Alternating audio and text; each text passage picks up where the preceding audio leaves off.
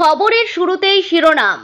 Night ডিউটিতে এসে মর্মান্তিক পরিণতি নার্সের, স্বাস্থ্যমন্ত্রীর হস্তক্ষেপে নড়ল তদন্তের মোড়। গ্রেপ্তারি এড়াতে লক্ষ লক্ষ টাকা চেয়ে হুমকি ফোন, তরহরি কম্পদশা পঞ্চায়েত প্রধানের। কার থেকে এলো থ্রেট কল? তারপর আবাস যোজনা সার্ভেতে অতিরিক্ত 15 দিন বাদ পড়লে সোজা পৌঁছাবে টিম দিলীপ ঘোষ। নির্মল ঘোষের পর এবার সঞ্জীব, আরজিকর কাণ্ডে গ্রেপ্তার প্রাক্তন তৃণমূল কাউন্সিলর। মমতার জামানায় সমস্ত ওবিসি সার্টিফিকেট বাতিল, আদালতের বড় ধাক্কায় রাজ্যে কি তবে বড় পরিবর্তন? আসছি বিস্তারিত খবরে। কলকাতার নীলরতন সরকার মেডিকেল কলেজ ও হাসপাতালের অন্দরে এক তরুণী নার্সের রহস্য মৃত্যুকে কেন্দ্র করে চরম উত্তেজনা ছড়িয়েছে। বুধবার রাতে হাসপাতালে গাইনি বিভাগের শৌচাগার থেকে ওই 30 বছর বয়সী নার্সের অচেতন দেহ উদ্ধার হওয়ার পর থেকে একের পর এক চাঞ্চল্যকর তথ্য সামনে আসছে। এই ঘটনার তদন্তে নেমে পড়েছে কলকাতা পুলিশের হোমিসাইড শাখা এবং ফরেনসিক টিম। পরিস্থিতির গুরুত্ব বুঝে বৃহস্পতিবার দুপুরে হাসপাতালে পৌঁছান স্বাস্থ্যমন্ত্রী শারদত মুখোপাধ্যায়। হাসপাতাল সূত্রে খবর, মৃত ওই তরুণী এনআরএস থেকে নার্সিং পাস করে সেখানেই চাকরিতে যোগ দিয়েছিলেন। 1 বছর আগেই তার বিয়ে হয়েছিল এবং তিনি বর্তমানে দমদম ক্যান্টনমেন্ট এলাকায় থাকতেন। বুধবার রাত 8টা নাগাদ তিনি গাইনি বিভাগের এইচডিও ওয়ার্ডে নাইট ডিউটিতে যোগ দেন। রাত 9টা নাগাদ এক রোগীকে পরিষেবা দেওয়ার পর তিনি শৌচাগারে যান। এরপর দীর্ঘক্ষণ পেরিয়ে গেলেও তার কোনো খোঁজ না মেলায় সহকর্মীদের সন্দেহ হয়।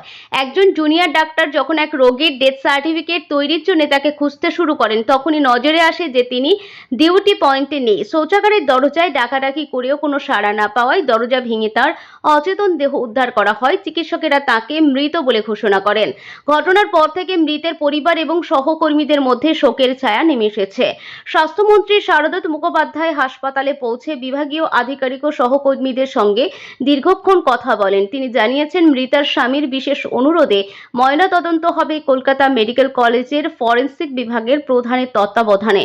স্বাস্থ্যমন্ত্রী স্পষ্ট করেছেন, অনুমানের ভিত্তিতে কোনো কথা বলা যাবে না, তদন্ত চলছে।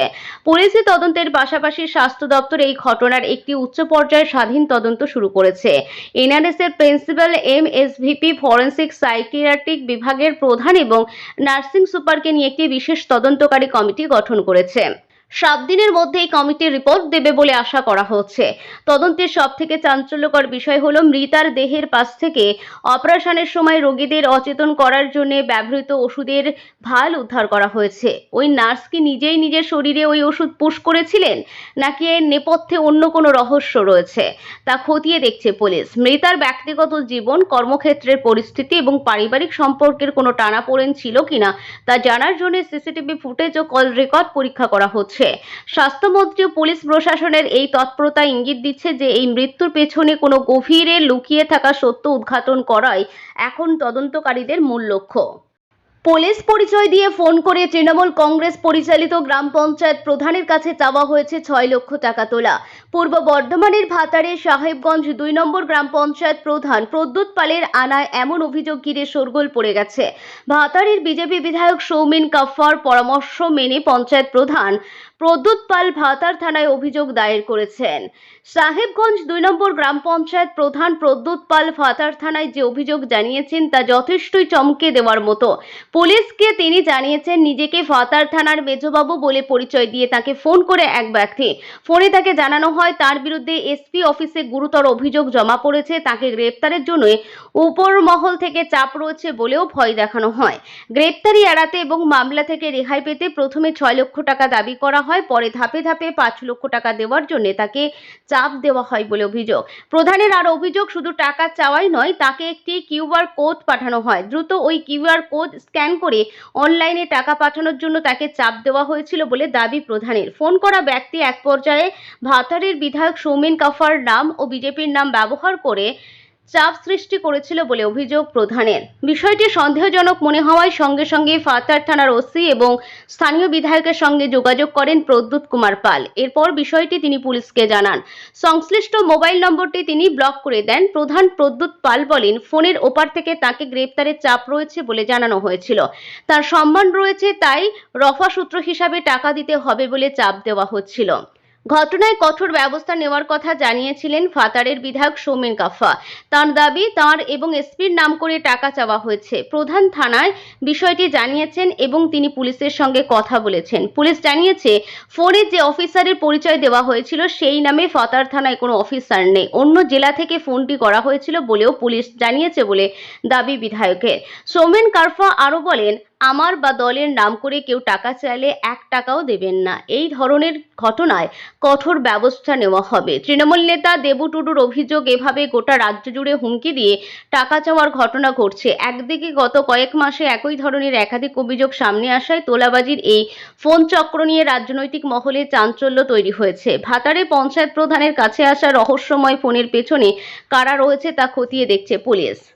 আবাস যোজনার উপভোক্তা যাচাই ও সমীক্ষার সময়সীমা আরও 15 দিন বাড়ালো কেন্দ্র। নির্ধারিত সময়সীমা 15ই আগস্ট শেষ হওয়ার কথা থাকলেও নির্দিষ্ট সময়ের মধ্যে সার্ভের কাজ শেষ করা সম্ভব না হওয়ায় এই সিদ্ধান্ত নেওয়া হয়েছে। বৃহস্পতিবার দুর্গাপুরের সৃজনীতে পঞ্চায়েত দপ্তরে রিভিউ মিটিংয়ে সেই ঘোষণা করেন পঞ্চায়েত মন্ত্রী দিলীপ ঘোষ।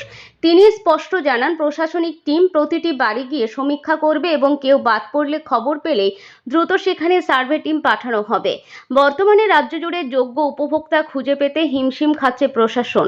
2011 সালের সমীক্ষার উপর ভিত্তি করে লক্ষ্যমাত্রা নির্ধারণ করা হলেও বহু ব্লকে মাত্র 50% কাজ সম্পূর্ণ হওয়ায় ক্ষোভ প্রকাশ করেছেন দপ্তরের পদস্থ আধিকারিকরা। যদিও পঞ্চায়েত মন্ত্রী জানান, কর্মী সংকট এবং ভারী বৃষ্টির কারণে কিছু জায়গায় কাজের গতি ধীর। পাশাপাশি পূর্বতন সরকারের আমলের অনিয়ম ও দুর্নীতির অভিযোগ তুলে তিনি জানান, প্রায় 12,500 অযোগ্য নাম বাদ দেওয়া হচ্ছে এবং টাকা ফেরাতে নোটিশ পাঠানো হচ্ছে। একই সাথে দুর্নীতি রুখতে 10% পঞ্চায়েত অডিটের সিদ্ধান্ত নেওয়া হয়েছে এবং পুরনো জব কার্ডের বদলে জি রামজি প্রকল্পে নতুন কার্ড ইস্যু করার কথা জানিয়েছেন তিনি।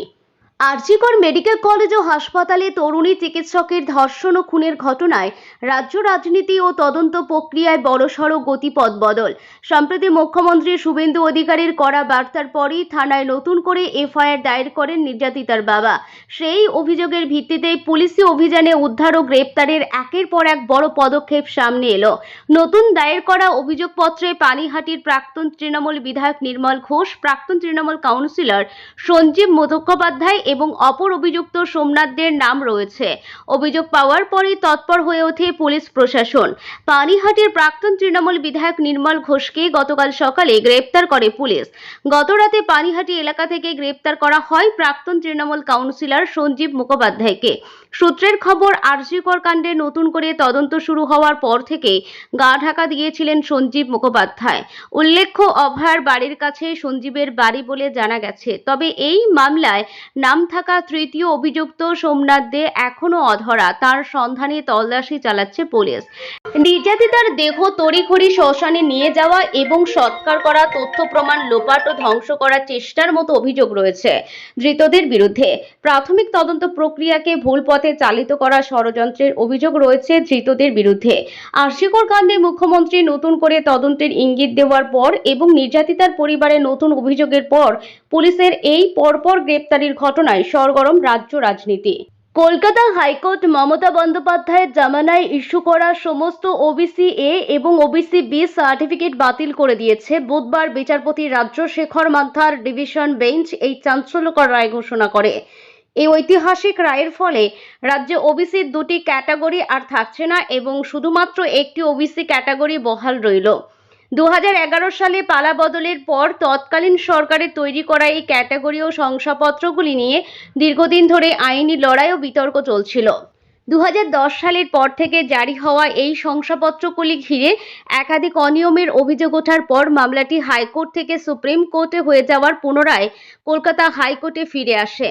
এদিকে রাজনৈতিক পথ পরিবর্তনের পর নতুন সরকার সুপ্রিম কোর্ট থেকে ওবিসি সংক্রান্ত মামলা তুলে নিলে শীর্ষ আদালত বিচারপতি মান্থার নেতৃত্বাধীন বিশেষ বেঞ্চে শুনানির নির্দেশ দেয়। বুধবারের এই রায়ের ফলে বর্তমান একক ক্যাটাগরি ব্যবস্থায় চূড়ান্ত হলো এবং যাদের কাছে এই বাতিল হওয়া শংসাপত্রগুলি রয়েছে তারা এখন থেকে সাধারণ ক্যাটাগরির অন্তর্ভুক্ত বলে গণ্য হবে।